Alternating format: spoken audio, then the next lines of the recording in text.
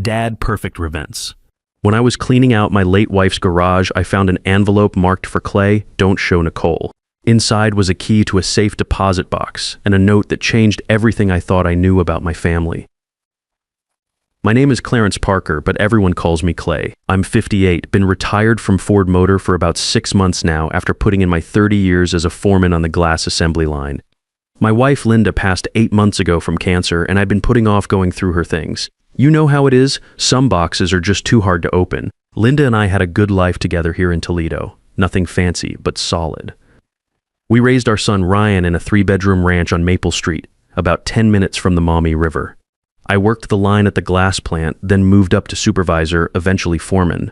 Linda worked part-time at the school district until her health started going downhill. We weren't rich, but we paid our bills, went to Riverside Baptist on Sundays, and had a little cabin up at Lake Erie for summer weekends.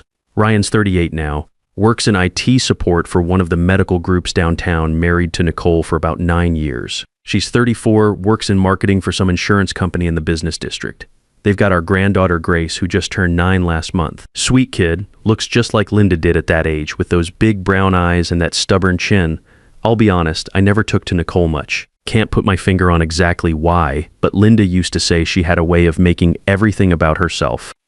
Like when we'd have family dinners, somehow the conversation always ended up being about Nicole's job problems or Nicole's mother or whatever Nicole needed help with. She'd compliment Linda's cooking, then spend 20 minutes talking about her own cooking classes. You know the type. But Ryan seemed happy enough, and it wasn't my place to interfere. Marriage is tough enough without the in-laws stirring the pot. After Linda died, Nicole started coming around more often. At first I thought it was nice, checking on the old man, bringing casseroles, that kind of thing. But something felt off about it. She'd ask questions about my finances that seemed a little too interested. "How are you managing on just your pension, Clay? Or have you thought about downsizing? This house is awfully big for one person." Then there were the comments about my age, nothing direct, but little things. It's so hard to keep track of all these bills and accounts when you're dealing with grief. Or maybe Ryan and I should help you organize your paperwork. Always said with a smile, always sounding helpful. Ryan would nod along, but I could tell he was uncomfortable. My son's a good man, but he's never been one to stand up to conflict. Takes after his mother that way. Linda always said he'd rather keep the peace than rock the boat. The weird thing was, Nicole seemed to know more about our financial situation than she should. She'd mention our mortgage being paid off, or ask about my 401k rollover, or wonder aloud about life insurance policies. Information Ryan must have shared, but why was she so interested in the details? I started noticing other things too. Nicole would walk through our house like she was measuring it with her eyes. She'd comment on the hardwood floors, the updated kitchen, the big backyard. "This house has really held its value," she'd say, or "properties in this neighborhood are going for good money these days." It was the 3rd week of May when I finally made myself go through Linda's things in the garage. She kept her workspace organized like a military operation, everything labeled, everything in its place. Pegboard with tool outlines, coffee cans sorted by screw size, even her garden supplies lined up by season. That woman could organize anything. I was going through the metal cabinet in the far corner, the one that smelled like WD-40 and old newspapers, when I found it. Tucked behind a box of Christmas decorations, wrapped in plastic to keep it dry, was a plain white envelope. My name written on the front in Linda's careful handwriting. For Clay, "Don't show Nicole."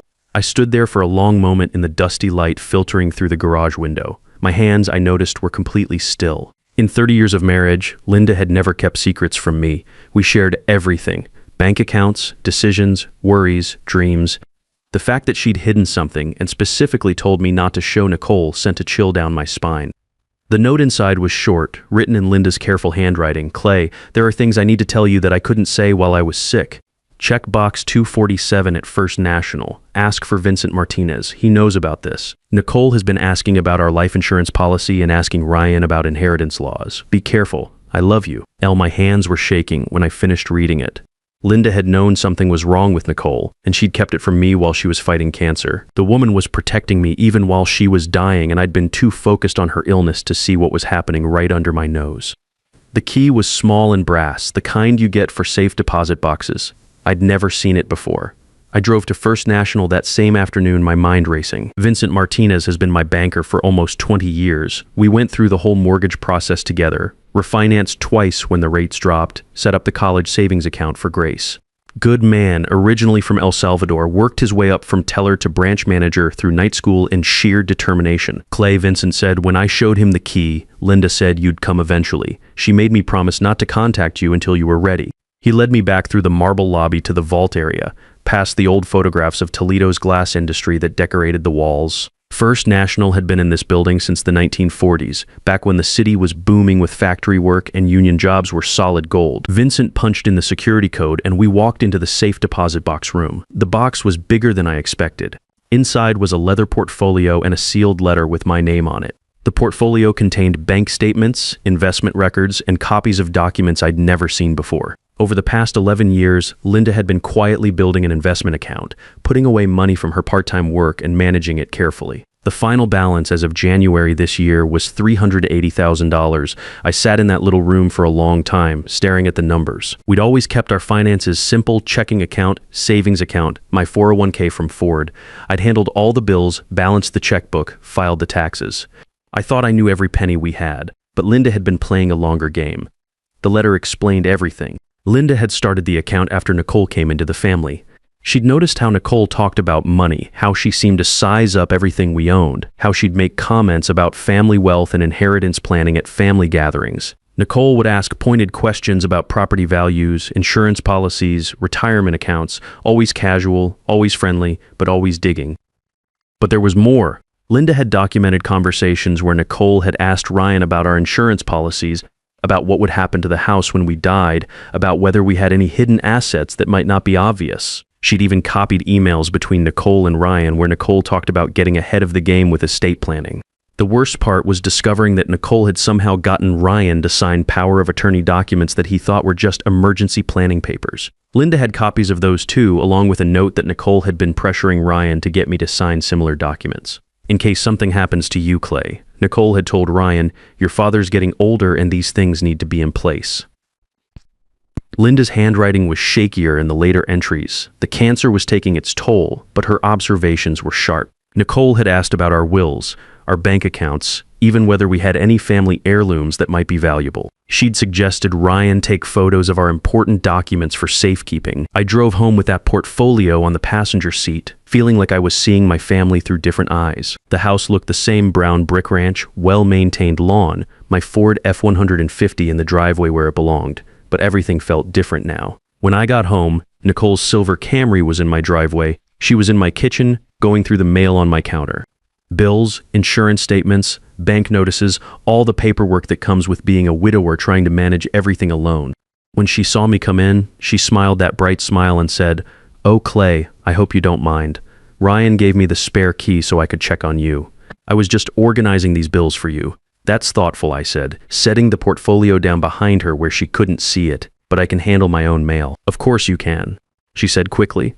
"I just thought with everything you're dealing with, maybe some help with the administrative stuff would be good. Ryan worries about you being alone in this big house." She moved around my kitchen like she owned it, straightening things that didn't need straightening, organizing papers that were already organized. "Actually, I've been thinking Ryan and I would love to have you move in with us. You shouldn't be rattling around in this big house all alone. Think of the money you'd save." There it was. The first real move. This house has been my home for 28 years, Nicole. Linda and I picked it out together, raised Ryan here. I'm not going anywhere. Her smile flickered just a little. "Well, of course it's your decision, but think about the practical benefits. You could sell this place, invest the money properly, have Ryan help you manage your portfolio. We just want to make sure you're taken care of as you get older." "Who says I need taken care of?" "Clay, you're 58 years old. That's not old, but it's not young either. Financial planning gets more complex as we age. Ryan and I have been researching options for you." After she left, I sat at my kitchen table and read through Linda's documents again. Every observation, every warning, every piece of evidence she'd carefully collected. My wife had seen this coming from miles away. I called Harold Jenkins. Harold's been doing legal work for union families for 35 years, handled our wills, helped with contract negotiations when the company tried to cut benefits. Solid guy who doesn't waste time with fancy talk. His office is above Murphy's Diner on Summit Street, the kind of place where working people go when they need real help, not corporate polish. "Clay," he said after I explained the situation, "your wife was a smart woman. She saw this coming from a mile away. The question is, what do you want to do about it?" Over the next 2 weeks, I started paying attention. Really paying attention. Nicole came by every few days, always with some excuse. She'd clean things I hadn't asked her to clean, organize papers I hadn't asked her to organize, and ask questions about my routine, my habits, my plans. How are you sleeping, Clay? Are you eating regular meals? Maybe you should get one of those medical alert systems. Ryan would call and ask how I was managing everything. When I said I was doing fine, he'd hesitate and say, well, if you need help with anything financial, Nicole's really good with that stuff. She's been helping some of her relatives get organized. I also noticed my neighbor, Mrs. Patterson, had seen Nicole in my backyard with a measuring tape. When I asked Nicole about it, she said she'd been thinking about what kind of garden would be nice for you to maintain and wanted to get measurements for planning. That's when I decided to set up some security cameras. Nothing fancy, just a basic system from Menards that I could monitor from my phone. I'd worked with electrical systems for 30 years at Ford, so installing a couple cameras wasn't rocket science. I mounted one over the front door and one in the back, both visible enough that anyone would know they were there if they bothered to look. The cameras proved their worth within a week. Nicole came by when she thought I was at my doctor's appointment. I'd mentioned having a checkup scheduled. She let herself in with that spare key Ryan had given her and spent 45 minutes going through my house like she was taking inventory. I watched it all on my phone from the parking lot at Dr. Morrison's office. She photographed documents on my desk, looked through filing cabinets, even checked the freezer in the basement storage room. She was systematic about it, like she'd done this before. Every few minutes she'd take pictures with her phone, bank statements, insurance papers, anything that had numbers on it. The most disturbing part was watching her in Linda's old sewing room, which I'd barely touched since she died. Nicole went through Linda's jewelry box, not taking anything, just cataloging what was there. She even opened the cedar chest where Linda kept her good linens and family photos. I had it all on video. When I got home, Nicole was gone, but she'd left the house exactly as she found it. If I hadn't been watching, I'd never have known she'd been there. That's what made it so creepy, the calculation of it all. Harold helped me set up the legal trap. We scheduled a family meeting at my house for a Saturday afternoon. I told Ryan and Nicole I wanted to discuss my future plans and get their input on some financial decisions. Nicole couldn't hide her excitement. "Oh, Clay, that's wonderful," she said when I called. "Ryan and I have been so worried about you handling everything alone." We've actually been researching some options that might help. I set up my phone to record the conversation. Ohio's a one-party consent state, so it was completely legal. Harold had coached me on what questions to ask to get Nicole to reveal her real intentions. They came over that Saturday with a folder full of papers and a legal pad covered in Nicole's handwriting. Grace stayed home with Nicole's mother, probably for the best. We sat around my kitchen table, the same table where Linda and I had eaten thousands of meals, made plans, argued about money, celebrated birthdays. Now I was using it as a battlefield. Clay, Nicole started, "We're so glad you're ready to talk about this. Ryan and I have been researching options for you, and we think we've found some solutions that could really improve your quality of life." She laid out a whole plan.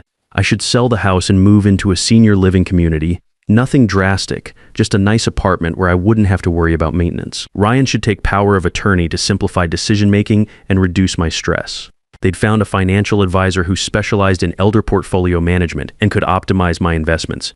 "What investments?" I asked. "Well, your pension, your Social Security, whatever savings you have, plus the equity in this house. We think there's probably more value here than you realize." Ryan shifted uncomfortably in his chair. He knew our financial situation better than Nicole thought, and he knew we weren't sitting on any hidden treasure. But Nicole was painting a picture of untapped wealth that needed professional management. How much more? That's when Nicole made her mistake. "Ryan and I estimate you're probably sitting on at least $400,000 in combined assets. That's nothing to sneeze at, Clay. But it needs to be managed properly to ensure your care as you age. And you think you should manage it. We think you need professional help," she said, leaning forward. "And frankly, at your age, some of these decisions are getting too complex for one person to handle alone. The tax implications, the estate planning, the investment strategies, it's overwhelming even for people much younger than you." Ryan looked uncomfortable, but he didn't speak up. "That hurt more than anything," Nicole said. "My own son, sitting there while his wife talked about me like I was already senile. What if I told you I'm more financially secure than you think I am?" I asked. Nicole's eyes lit up like I'd just told her Christmas was coming early. "What do you mean? What if Linda left me more than you know about?" She practically vibrated with excitement. "Clay, if there are assets we don't know about, that's exactly why you need our help. Hidden accounts, investments that aren't being properly managed, that's a recipe for disaster. You could be losing money every day. Hidden from who? Well, from the family, from Ryan. We should all know what we're working with so we can plan appropriately." There it was, recorded on my phone. Nicole thinking she was entitled to know about and manage my finances, talking about what we're working with like she already owned it. I mean, she continued, if something happened to you, Ryan would need to know about these accounts to handle your affairs. It's just responsible planning. What makes you think something's going to happen to me? Nicole backpedaled quickly. Nothing. Of course, you're in good health. But Clay, you're not getting any younger, and these things take time to set up properly. The sooner we get everything organized, the better protected you'll be. The meeting ended with me saying I'd consider their suggestions. Nicole was practically glowing as they left, already planning how to spend money that wasn't hers. I think that went really well, she told Ryan as they walked to their car. He's finally being reasonable about getting help. 3 days later, Harold filed papers to create a revocable trust with the $380,000 from Linda's account, protected from any outside interference. We also documented the security camera footage and Nicole's recorded statements about managing my finances. I didn't have to wait long for the next move. Nicole called me on a Tuesday morning, her voice different, sharper, less friendly. The helpful daughter-in-law mask was starting to slip. Clay, I've been talking to some people about elderly financial abuse. Did you know that seniors who isolate themselves and refuse family help are often taken advantage of by unscrupulous people? Is that so? I think you might need a professional assessment to make sure you're competent to handle your financial affairs. For your own protection, of course. Are you threatening me, Nicole? I'm trying to protect you, Clay, and protect my husband's inheritance. That conversation went straight to Harold along with the recorded family meeting and the security footage. The legal battle lasted 6 months. Nicole filed a petition claiming I was mentally incompetent and needed a guardian to manage my affairs. She presented evidence of confusion and poor judgment, mostly based on my refusal to accept reasonable help with my finances and my paranoid behavior of installing security cameras. Her attorney painted a picture of an elderly widower, isolated and suspicious, making poor decisions while refusing family assistance. They had statements from people Nicole knew claiming I'd seemed confused during conversations, though none of them could provide specific examples when pressed. Harold's response was devastating. We had Linda's documented warnings, dating back 5 years. We had Nicole's recorded admissions about wanting to manage my assets. We had security footage of her going through my house without permission. We had the power of attorney documents she'd tricked Ryan into signing, along with Linda's notes about Nicole's pressure tactics. But the strongest evidence was Nicole's own words. In that recorded family meeting, she'd revealed exactly what she was after and why she thought she deserved it. She'd talked about we and our planning when discussing my finances. She'd estimated my worth down to the dollar and explained how she intended to optimize it. The judge dismissed Nicole's petition completely. He noted that Linda's advanced planning showed remarkable foresight and that my refusal to surrender financial control to non-family members was entirely reasonable and indicative of sound judgment. He also commented on the security footage. The installation of surveillance equipment by a homeowner who has reason to suspect unauthorized entry demonstrates prudent thinking, not paranoid behavior. Nicole's attorney dropped her case the next week. I suspect he'd seen enough of her emails and recorded statements to realize his client wasn't as sympathetic as she'd originally appeared. The whole process opened Ryan's eyes in ways I'd hoped it would but hadn't been sure about. Watching his wife's manipulation tactics exposed in court, seeing the documented evidence of her scheming, finally understanding how she'd been using him as a pipeline to family information. It was hard on him, but necessary. Ryan and I had a long talk after everything settled. We sat on my back porch, drinking beer and watching the sun go down over the neighborhood where he'd grown up.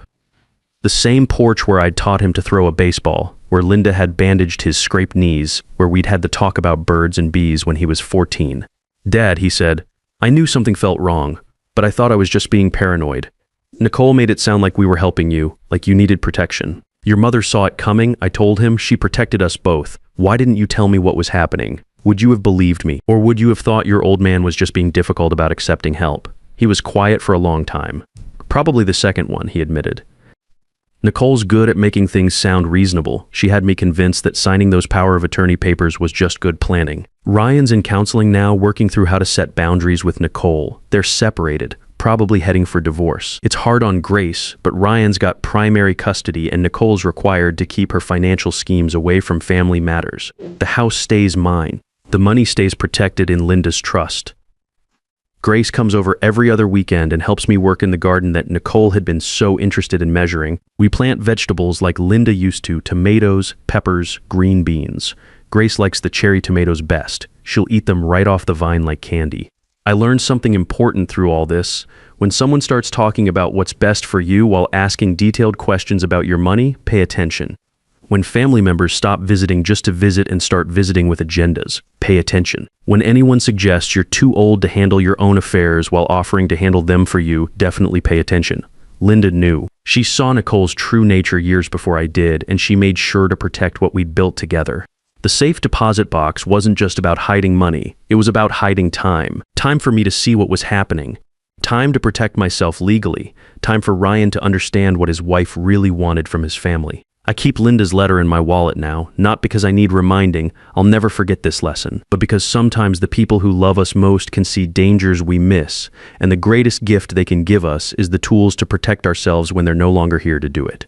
Nicole moved back in with her parents last month, haven't seen her since the court hearing, and that's fine by me. Ryan brings Grace over for Sunday dinners now, just the three of us, and we're rebuilding what Nicole spent 9 years trying to undermine. Some people might say I was too hard on her, that family should work things out privately. But there's a difference between family disagreements and someone systematically planning to take control of your life savings while you're grieving your wife. The $380,000 is still sitting safely in that trust account, earning modest interest and protected from anyone who might think they deserve a piece of it. Maybe someday Grace will inherit it when she's old enough to understand its real value. Not the money itself, but the lesson about being smart enough to see trouble coming and brave enough to fight it when it arrives. Linda taught me that protecting yourself isn't just about you. It's about protecting the people who really do love you from the people who only love what they think they can get from you. That's a lesson worth $380,000 and worth a whole lot more. I still miss Linda every day, but I'm grateful she had the foresight to leave me not just financial security, but the wisdom to recognize when that security was under attack. Some gifts keep giving long after the person who gave them is gone. Linda's warning was the most valuable inheritance she could have left me, the knowledge that love sometimes means protecting people from their own family, and that sometimes the people closest to you are the ones you need to watch most carefully. That envelope marked for Clay. Don't show Nicole saved my life savings, my independence, and probably my relationship with my son. Not bad for a piece of paper hidden behind Christmas decorations. Sometimes the greatest act of love is preparing someone to fight battles you won't be there to help them win. Linda's envelope wasn't just about hiding money. It was about arming me with the knowledge that even family can become your enemy when inheritance is involved. Trust your gut when someone's concern for your welfare comes with detailed questions about your bank account. Real care focuses on your happiness and health, not your net worth and estate planning.